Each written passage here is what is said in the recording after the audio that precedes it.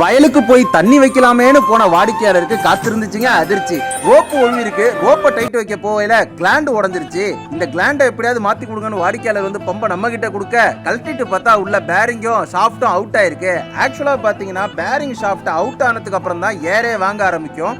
So அதுக்கு தெரியாம நம்ம ரோப்பை ஓவர் டைட் வச்சுக்கிட்டே இருந்தோம்னா கிளாண்ட் உடையுது கன்ஃபார்ம்ங்க. இந்த பம்புல இப்ப நம்ம கைட்டக்கூடிய இந்த ஷாஃப்ட் இருக்குல்ல, இது கம்பெனில இருந்து வந்தது போல் இருக்குங்க. செம புடிப்பா போயிடுச்சு. எப்படியோ தட்டி தட்டி அந்த எம்ப்ளர் உடையாம அதை எடுத்துட்டோம். நான் கூட இந்த பம்புக்கு புது ஸ்பேர் பார்ட்ஸ் கிடைக்கிறது ரொம்ப கஷ்டம்னு நினைச்சேன். ஆனா மயிலாடுதுறை பிரசன்னா ஏஜென்சில ரெடிமேடாவே ஷாஃப்ட் புஷ் பேரிங் எல்லாமே அட்டகாசமா வச்சிருந்தாங்க. கஸ்டமரும் போயிட்டு உடனே வாங்கிட்டு வந்துட்டாரு. ஸோ தேவைப்படக்கூடிய நண்பர்கள் அவங்களை கான்டாக்ட் பண்ணுங்க.